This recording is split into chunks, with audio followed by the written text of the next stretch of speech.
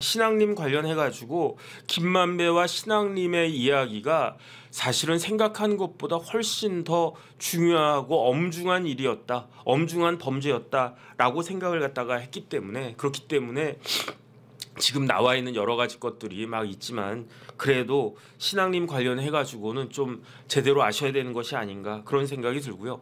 마침 신앙님 씨가 어떻게 됐습니까? 구속됐어요. 구속된 지 며칠 되지도 않았는데 신앙님 씨가 뭐를 갖다가 신청을 했다? 그 구속 적부심을 신청을 했어요. 근데 이게 어떻게 되냐면 검찰이 영장을 치잖아요. 그럼 옛날에는 그냥 영장 치면은 판사가 영장 발부를 갖다가 해줬어요. 어떻게 발부를 갖다가 해줬냐? 기록만 쭉 보고 그러면 어떤 바보 같은 검사가 그 영장이 발부되지 않을 그런 내용을 기록에 남겨놓겠습니까? 그러니까 그때는 옛날에는 저희 고시 공부하고 그럴 때는 영장 뭐 이거 다 거의 다 그냥 90% 이상 발부됐을 거예요. 뭐 특별한 일이 없으면은. 그런데 이제 제도가 조금 더 좋아져가지고 그래도 사람을 인신을 구속하는 것이 그래도 그 사람한테는 굉장히 중요한 일인데 사람 불러가지고 얘기는 들어봐야 되는 거 아니냐. 그래가지고 도입된 제도가 뭐냐면 영장실질심사 제도예요. 그래가지고 김만배하고 신앙님 판사가 불렀잖아요.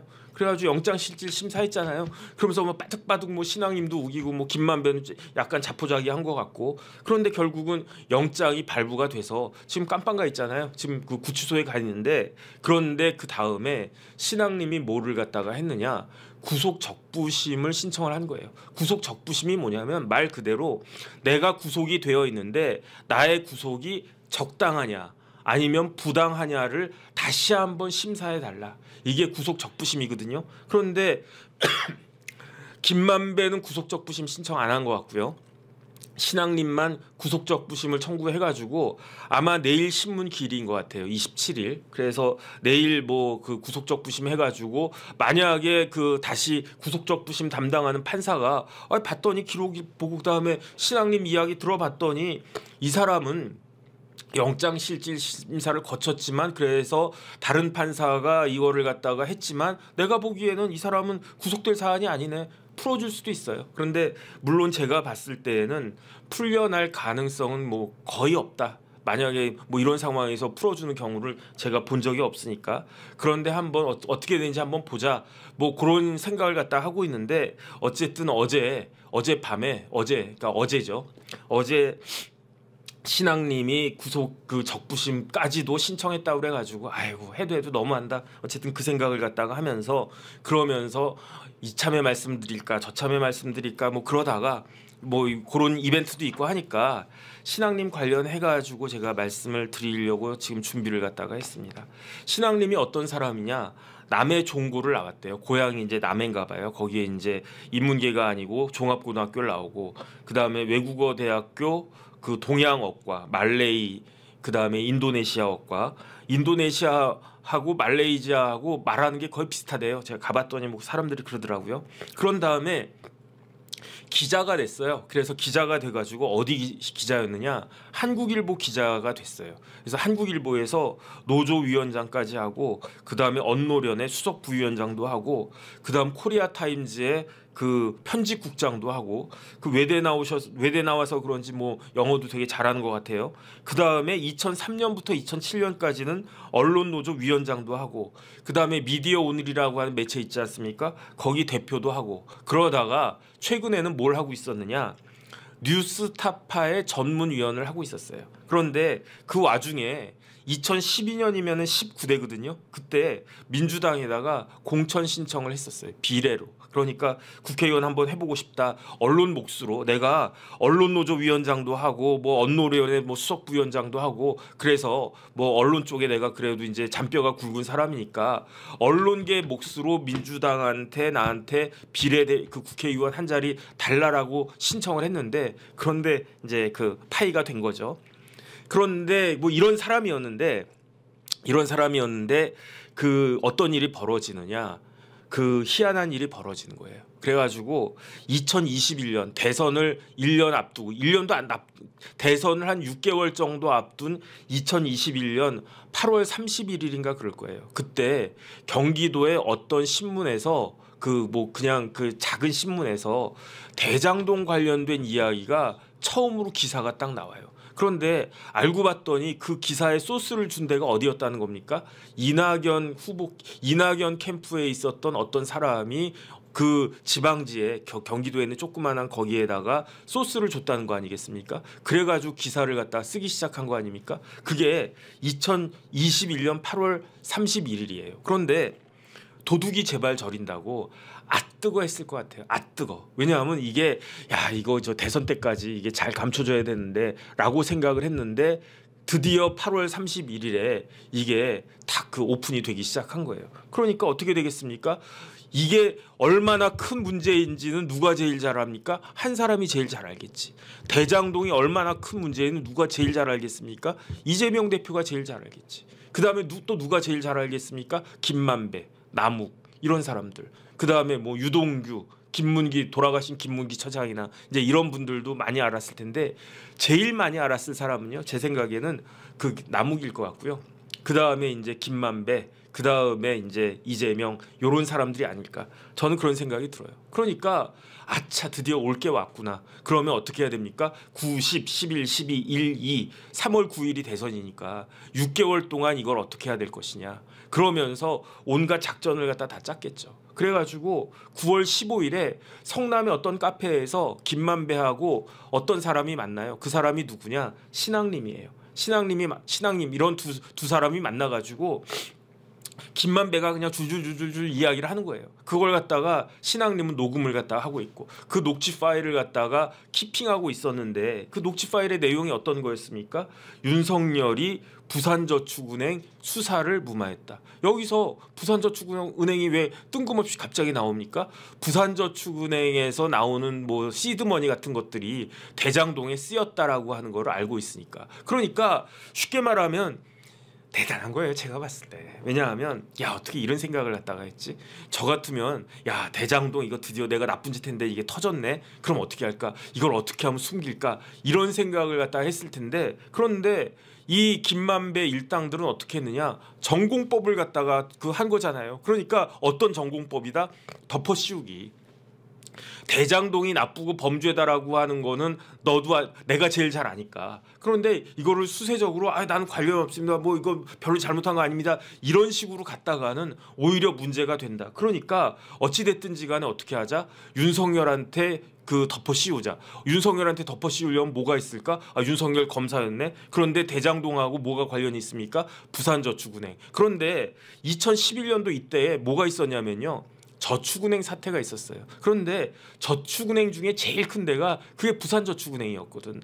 부산에 있는 부산저축은행인데 거기 뭐 행장, 회장 이런 사람들은 다 광주 일고 사람들이었단 말이에요. 그래가지고 수사가 쭉 있었는데 그 수사를 갖다가 그때 윤석열은 뭘 하고 있었느냐? 대검의 중수과장 해가지고 이 저축은행 사태를 수사하고 있었단 말이죠. 그러니까 어떻게 할까 하다가 그거 두 개를 엮자 해가지고 인터뷰를 갖다가 딱 땄는데 그 내용이 뭐냐면은 윤석열이 부산저축은행 수사를 무마했다. 이런 내용의 그 녹음 파일을 그냥 들고만 있는 거예요. 키핑만 하고 있는 거예요.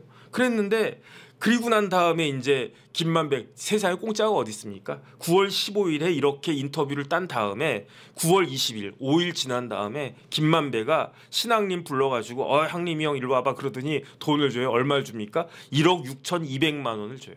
1억 6,200만 원을 갖다가 주고 그리고 계약서는 2021년 3월 1일자로 소급해가지고 그러니까 9월 20일에 돈을 주는데 그때 계약서 쓰는데 계약서 날짜는 3월 1일자로 딱 쓰는 거예요. 그런데 이런 상황에서 그걸로부터 딱 한 달 뒤인 10월 16일에 이재명 대표가 페이스북에다가 글을 써요. 글을 쓰는데 어떤 글을 갖다가 쓰느냐? 대장동이 지금 뭐 이렇게 막 들썩들썩 하는데 뜬금없이 대장동에서 구속될 사람은 윤석열이다 이런 식으로 페이스북에다 글을 써요. 그런데 제가 좀 전에 이야기했던 윤석열이 부산저축은행 수사를 무마했다 이 내용은 아무도 모르고 있는 상황이었어요. 이런 그 인터뷰가 있다라고 하는 건 아무도 모르고 있는 그런 상황이었는데 갑자기 10월 16일에 윤석열은 왜 부산저축은행 수사를 하지 않았는가? 그 다음에 대장동의 몸통은 윤석열이다. 대장동으로 인해 가지고 구속될 사람은 윤석열이다. 이런 식의 그 글을 페이스북에다가 쫙 올리는 거예요. 그러니까 제가 봐도 황당하지. 제가 왜 황당했겠습니까? 왜냐하면 그 제가 황당한 건 그 다음이고, 그리고 난 다음에 이 글을 딱 올리니까 이때가 언제입니까? 10월 달이잖아요. 10월 달에 뭐가 있습니까? 국회에서 국감이 있었어요. 그래가지고 10월 18일에 국정감사가 있었는데 어디 국정감사했습니까? 대검의 국정감사를 했어요. 그때 대검의 검찰총장, 대검에는 검찰총장이 있지 않습니까? 검찰총장 누구였습니까? 윤석열 검찰총장이었잖아요. 그런데 윤석열 검찰총장 옷 벗고 나갔잖아요. 그래가 나가가지고 지금 누가 검찰총장 직무대행했습니까? 조남관 차장이 직무대행했죠.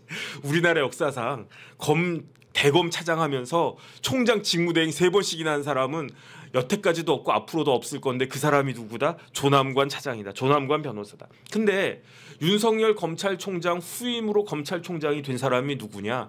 김오수예요. 김오수. 근데 김오수 총장이 10월 16일 이재명 대표의 페북 내용을 갖다 받아가지고 10월 18일에 부산저축은행 부실 수사 의혹을 수사하겠다, 지시하겠다. 부산저축은행 부실 수사 의혹 수사를 지시하겠다 이렇게 됩니다. 그러니까 이재명 대표와 그 검찰총장의 이야기를 딱 엮어 보면은 뭐가 됩니까? 부산저축은행에 부실 수사 의혹이 있구나. 그런데 그때 누가 수사를 했는가? 윤석열이 했구나. 윤석열 당시 대검 중수과장이 했구나. 그러면은 뭔가 있었던 것 같네. 그거를 여당 대표가 이렇게 공개적으로 이야기를 한 걸 보니까 그러면 문제가 있는 거네. 그러면 대장동은 여당의 문제가 아니고 야당 후보의 문제가 아닌가? 이런 뉘앙스가 확 들어오잖아요. 이런 이미지가. 그리고 난 다음에 11월 19일에 남욱이 검찰에 이제 조사를 받을 때 남욱 변호사가 검찰에서 어떻게 진술을 갖다가 했느냐? 윤석열 그 부장검사가 윤석열 과장이 중수과장이 조우형에게 믹스 커피, 이거 제가 지금 마시고 있는 게 믹스 커피거든요. 이건 제가 직접 타 먹는 겁니다. 믹스 커피를 타줬다는 이야기를 들었다. 그 이야기를 갖다가 남욱이 이걸 갖다가 한 거예요. 여기서 조우형은 누구냐면요. 부산저축은행의 회장이 누구냐면 박연호라고 한 사람이 있었어요. 박연호라고 한 사람의 사촌 처남이에요. 그러니까 그 조우형이 단순한 브로커로만 알고 있는데 그게 아니고 박연호 회장의 사촌 처남인데, 사촌 처남이라고 하면은 멀 수도 있고 가까울 수도 있고 하지 않겠습니까? 그런데 가까우니까 이런저런 심부름 같은 거 많이 시켰겠지. 어쨌든 박연호 회장의 사촌 처남이었던 브로커 조우영에게 윤석열 과장이, 중수과장이 믹스 커피를 타줬다고 들었다고 남욱이 이야기를 갖다가 한 거예요. 그게 언제다? 11월 19일이다. 그러면 갈수록 이게 태산 아니겠습니까? 그런데 그렇게 이야기하고 난 다음에 5일 뒤에 이 조우형이 검찰에 불려가가지고 뭐라고 이야기하느냐? 남욱의 이야기하고는 다른 이야기를 갖다가 해요. 그때 내가 검사들 만난 거를 검사를 만났고 그때 2011년도에 3번 검찰에 가가지고 그 수사를 갖다가 받았는데, 참고인 조사를 갖다가 받았는데 그때 만난 사람 중에 윤석열이라고 한 사람 없었는데요. 그러면 그때 어떤 검사를 만났습니까? 박모모라고 하는 검사를 만났고 그 다음에 나한테 커피 타준 사람이 박모모라고 하는 검사입니다. 그러니까 검사는 알고 있는 거예요. 이 대장동을 수사하고 있었던 검사는 알고 있었던 거예요. 남욱을 불렀어요. 남욱한테 이것저것 물어보다가 검찰총장님이 부산저축은행 부실수사 의혹을 갖다 수사하라고 지시를 갖다가 했으니까 바짝 긴장해가지고 수사하지 않았겠습니까? 남욱 불러. 그러면서 들은 거 없냐? 그랬더니 남욱이 윤석열이 조우영한테 커피 타줬대. 이 이야기 제가 들었습니다. 그러니까 그 수사했던 당시 중앙지검의 검사는 박수를 치면서 맞다 이거다, 맞다 개보리 막 이러면서 여기에 이제 윤석열 선배가, 윤석열 전 총장님이, 윤석열 후보가 걸려들 수 있는 거 아니냐라고 기대를 했을 텐데, 그런데 조우영을 갖다가 이제 당사자인 조우영을 딱 불렀더니 조우영이 2011년에 검찰에 불려와가지고 부산저축은행 관련해가지고 그 조사를 참고인 조사를 받은 게 한 번도 아니고 두 번도 아니고 세 번이나 있었습니다. 아이고 막 그러면 그때 너 커피 마셨는데요. 그러면은 그때 너 커피 누가 타줬어? 윤석열이 타줬지? 아닌 것 같은데요. 그럼 누가 타줬어? 박모라고 한 제가 그 누군지 알거든요. 유명한 검사 출신 지금 변호사 하는데 박모모라고 하는 검사가 타줬는데 그러면 수사하는 검사 입장에서는 말이 틀리잖아요. 남욱하고 조우영하고. 그러니까 어떻게 합니까? 그렇게 해가지고 며칠 뒤에 12월 달에 불러요. 누구를 갖다가 부르겠습니까? 남욱을 부르고 또 누구를 부르겠습니까? 조우영 부르고 이 둘을 갖다가 붙여가지고 질문하는 걸 뭐라고 한다? 대질이라고 한다. 같이 부딪혀가지고 네 말하고 네 말이 틀리니까 누구 말이 맞는지 한번 보자. 대질을 갖다가 붙여요. 그런데 그때 남욱이 뭐라고 그러냐? 꼬리를 내려. 왜 꼬리를 갖다가 내리느냐? 조우영 말이 맞는 것 같다는 거야. 왜 내 말이 틀렸느냐? 나는 조우영한테 직접 들은 것도 아니고 김만배한테 들었다는 거예요.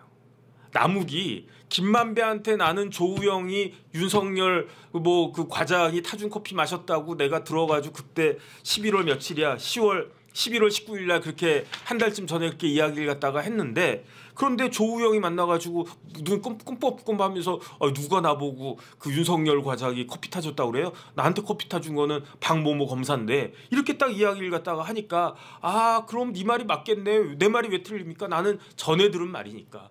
지가 커피 타줬으면 그러면 그 윤석열이든 박모모든 자꾸 이름 나오려고 그러네.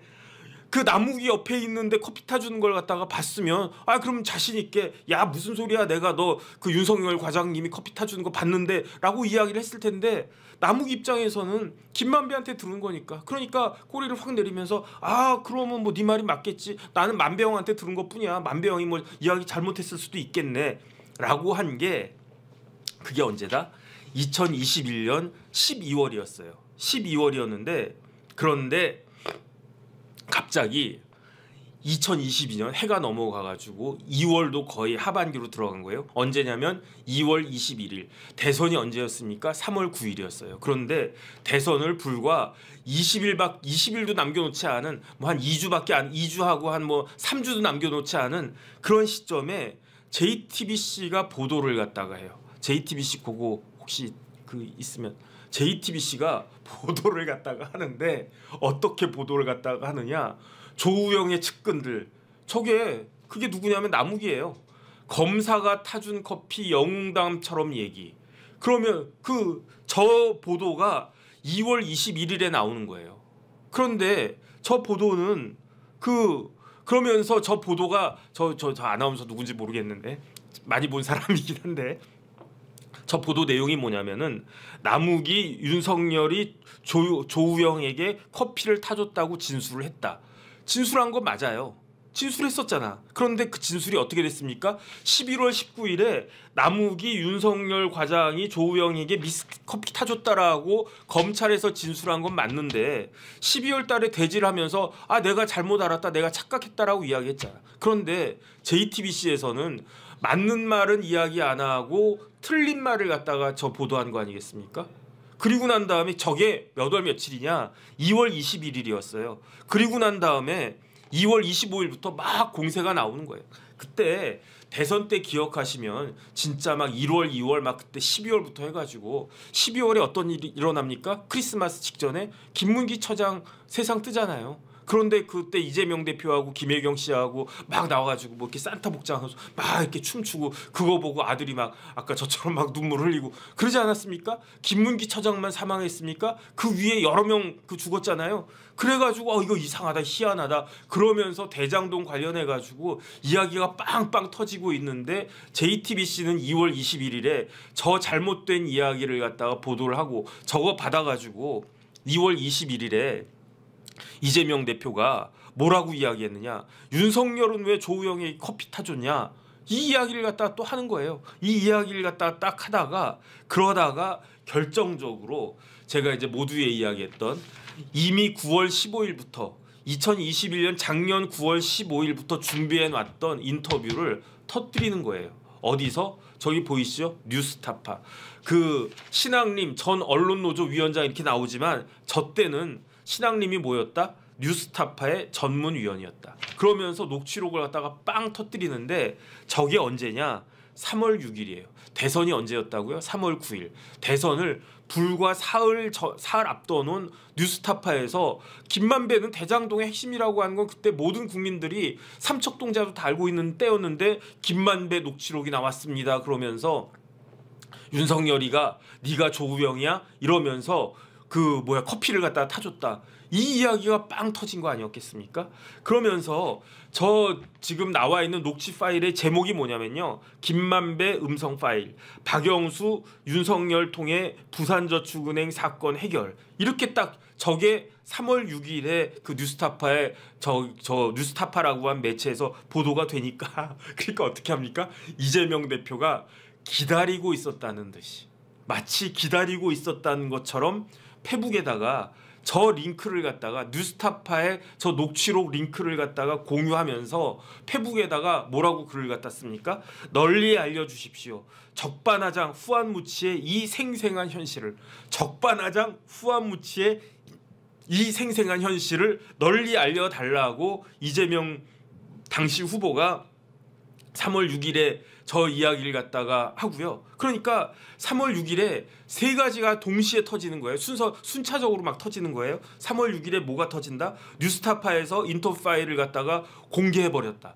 두 번째, 이재명 후보가 페북에다가 널리 알려주십시오. 적반하장 후안무치의 이 생생한 현실을. 그러니까 또 어디서? 한겨레, 경향, 오마이뉴스에서 막 인터넷판으로 이 내용을 갖다가 보도하는 거예요. 그래서 윤석열 커피에 뭐 이렇게 증거가 드러났다. 그리고 난 다음에 이재명 후보가 그 다음 날 3월 7일 날 뭐라고 이야기했느냐? 거짓은 참을 이길 수 없습니다. 맞는 말씀입니다. 존경합니다, 진짜. 대장동 사건의 진실도 함께 드러나고 있습니다. 어쨌든 대장동 사건의 진실 이제 드러나겠죠. 뭐 드러났죠 이미. 뭐 이제 결과만 안 나왔을 뿐이지. 근데 어쨌든 이재명 대표도 그 참을 좋아하는 것 같아요. 거짓은 참을 이길 수 없다. 빨리 이런 세상이 됐으면 좋겠다. 전 개인적으로 그런 생각을 하는데 3월 7일에 대선을 바로 전날 대선 3월 9일 전날 3월 7일에 그 이재명 대표가 다시 글을 올리는데 거짓은 참을 이길 수 없다. 그 다음에 대장동 사건의 진실도 함께 드러나고 있다. 그리고 드디어 마지막 날이 됐어요. 선거운동의 마지막 날 3월 8일. 이제 내일이면 이제 대선이에요. 그때 저도 막 긴장했던 것 같은데 야 누가 될까? 설마 어떻게 될까? 막 그런 생각들을 많이 했었던 것 같은데 근데 3월 8일에 아침 9시에 이재명 캠프에서 문자 메시지를 보내요. 이 문자 메시지를 핸드폰 이 문자 메시지를 쫙 뿌리는데 몇 개를 뿌리냐? 475만 1051개를 뿌린대요. 그러니까 우리나라 유권자 한 4천만 정도 되겠죠. 10%가 넘는 475만 1051명한테 문자를 쫙 보내는데 어떤 문자 보냈겠습니까? 저거 뉴스타파 링크 걸어가지고 문자로 혹시 페북 같은 건 못 보셨을까봐 저 같으면 못 봤겠죠. 내가 봤나 안 봤나 별로 뭐 이재명 대표 페북 안 보는데 그래도 그때도 방송하고 그럴 때니까 참고한다고 봤을 수도 있고 안 봤을 수도 있고 어쨌든 혹시 못 봤을까봐 저런 문자를 몇 개를 갖다가 뿌렸다. 475만 1051개를 뿌렸다. 문자 뿌리는 게 공짜입니까? 돈 들어갑니까? 돈 들어간다고 그러대. 저는 문자 보내는 거 공짜인 줄 알았는데 뭐 그렇게 개인적으로 하면 뭐 요금제 해가지고 뭐 다 공짜 아닌가 이렇게 생각을 했다가 했는데 정치하고 뭐 출마하고 그런 사람들 이야기를 들어보면 저렇게 대량 문자를 갖다가 보내면 돈이 든대요. 그런데 그 돈이 얼마다? 475만이니까 문자 하나당 한 10원쯤 드나 봐요. 저 밑에 4,800만 원이라고 그랬잖아요. 4,800만 원. 475만 명한테 뿌렸는데 4,800만 원 들어갔으면은 문자 한 개당 한 10원 꼴이란 이야기지. 그렇게 해가지고 짜집기 된 김만배의 인터뷰를 유포해서 4,800만 원을 썼는데 그 돈을 어떻게 했다? 저 4,800만 원 누가 냈을까요? 이재명 대표가 냈겠지. 그런데 어떻게 됐을까요? 보전 받았겠지. 그러니까 결국은 선관위에서 저 4,800만 원 보전 받아가지고 그래가지고 어떻게 됐습니까? 우리나라 세금이 그러니까 국민 1인당 1원에 해당하는 돈이 저런 쓰레기 같은 문자를 갖다가 그 받느라고 4,800만 원이라고 하는 돈이 이제 그 쓰였다, 낭비가 됐다. 뭐 물론 이제 뭐 인도 가는데 한 4억 들었대니까 거기 한 10%밖에 안 되니까 그렇게 생각이 되는데, 근데 만약에 이제 9월 정도에는 1심 결과가 나올 거라고 생각을 하는데 공직선거법에서 100만 원 이상만 나오게 되면, 형이 나오게 되면, 그러면 저 4,800만 원 우리가 돌려받을 수 있습니다. 국고로 환수할 수 있습니다. 저 4,800만 원 포함한 뭐 434억인가 뭐 그 정도 된다면서요. 그 돈을 민주당으로부터 다시 국고로 환수시킬 수가 있겠습니다. 그리고 난 다음에 그 다음 날인 3월 9일에 대선이 있었는데 그 대선의 결과는 어떠했다? 대선의 결과는 0.73% 차이였다. 저런 문자 안 보냈으면 0.73%가 제가 봤을 때 2% 3% 차이가 나지 않았을까요? 최소한.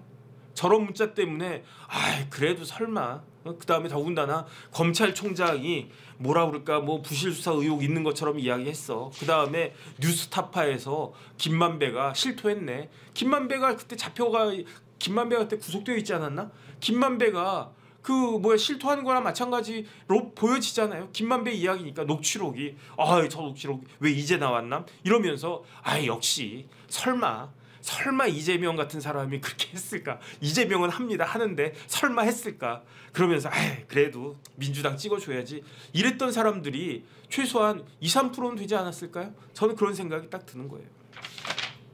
저런 짓을 갖다가 했는데도 불구하고 진짜 부끄럽지 않나 그런 생각이 들고요. 그 다음에 이제 해가 또 바뀌어요. 언제로 바뀌느냐? 작년으로 바뀌어요. 2021년에, 이게 지금까지 이야기한 거는 2022년 2월 3월의 이야기였고요. 지금 말씀드리는 거는 2023년이에요. 작년. 2022년 다음에 뭐가 있었습니까? 김만배가 조사받았잖아요. 수사받았잖아요. 근데 2023년 6월 26일에 김만배가 검찰에서 자백을 해요. 뭐라고 자백을 하느냐? 사실은 조금 전에 말했던 녹취록은요, 김만배가 그냥 주절주절 거짓말하는 걸 갖다가 신앙님이 녹음한 거였거든요. 제3자 관련된 그런 이야기가 아니고 그냥 김만배가 제가 이야기하는 것처럼, 제가 지금 막 거짓말한다고 쳐보세요. 어떤 사람이 녹음한 다음에 그걸 갖다가 마치 사실인 것처럼 빵 터뜨리는 그런 거였는데 6월 26일에 작년 6월 26일이면 딱 오늘이네. 그러네. 참 신기하네. 공교롭네요. 작년 오늘에 그 김만배가 뭐라고 진술하느냐? 검사님, 사실은 제가 저렇게 이게 그 2021년 9월 15일에 신앙님 만나가지고 뭐 이렇게 저렇게 이야기했지만 다 뻥이었습니다. 그러면서 뭐라고 이야기를 갖다가 했느냐? 부산저축은행의 주임 검사가 누군지도 사실 몰랐습니다. 그 다음에 2021년에 조우영한테 커피 타준 검사가 박 검사라는 건 알았는데 그 박 검사가 주임 검사가 아니라는 것 정도는 알고 있었습니다. 그러니까 주임 검사가 누군지도 모르고, 그 다음에 결정적인 거는 그 조우영한테 커피를 타준 사람이 윤석열 부장검사가 아니고 박모모 검사라고 하는 것을 알고 있었다는 것이다. 그러면서 그럼 검사가 물어봤을 거 아니야. 근데 왜 이렇게 거짓말했어? 그거는 뭐냐면 내가 신앙님 앞에서 센 사람인 것처럼 보이려고 뭐를 팍팍 쳤다? 조미료를 팍팍 쳤던 겁니다. 근데 나는 몰랐다. 또 뭘 몰랐냐? 신앙님이 녹음하는 줄을 몰랐다는 거예요. 그러니까 이때 작년 오늘에 그 김만배가 검찰에서 진술한 거 나는 몰랐다. 두 가지를 몰랐다. 첫 번째는 그 당시 부산저축은행 사건의 주임 검사가 누군지 몰랐다. 두 번째, 신앙님이 내가 이야기하는 거를 녹음한 줄 몰랐다. 그래가지고 결론은 다 뻥이었다. 사실이 아닌 내용을 사실인 것처럼 이야기했다. 잘못했다. 이렇게 이야기한 거예요. 근데 이러한 상황에서 신앙님이라, 그러니까 김만배는 이런 거 다 아니까 김만배가 요번에 3번째 구속된 거거든요. 제가 말씀드리지 않았습니까? 어떤 사람이 깜빵에 들어가기 싫어할까요? 저같이 깜빵에 안 가본 사람들은 깜빵에 들어가는 거를 몰라요. 그러니까 어리버리해가지고 들어와 보니까 깜빵이네 그러면서 야씨 뭐 이럴 수 있는데, 깜빵에 한번 가본 사람은 되게 가기 싫어해요. 아니까. 군대랑 똑같아요. 저보고 다시, 아무리 방위지만 물론 전투방이니까, 저보고 다시 전투방이 가라 그러면 싫어 나는 싫어. 현역 가라 그러면 뭐 좋겠습니까? 싫겠지. 깜빵 가는 거는 현역 가는 것보다 훨씬 더 힘든 거잖아요. 그러니까 싫어. 그런데 김만배는 요번에 3번째 들어갔는데도 구속적 부심 청구했습니까? 안 했대잖아요. 신앙님은 했습니까? 했대잖아요. 왜 했을까요? 김만배는 자기가 한 이야기가 있고 다 아니까. 신앙님은 끝까지 어떻게든 버텨보려고, 개겨보려고 하는 거 아닌가. 마지막으로 한 가지만 더 말씀드리고 제가 오늘 조금 또 점심 약속이 있어가지고 먼저 가겠습니다. 울지만 않았으면 조금 더 말씀을 드릴 수 있었는데 죄송합니다. 검찰이 김만배 신앙님 구속영장을 청구하면서 뭐라고 이야기했느냐. 이것은 단순히 명예훼손이 아니다. 이거는 뭐냐. 이재명의 대장동 개발 비리 은폐를 위한 허위 프레임 조작이다. 이건 무슨 말입니까?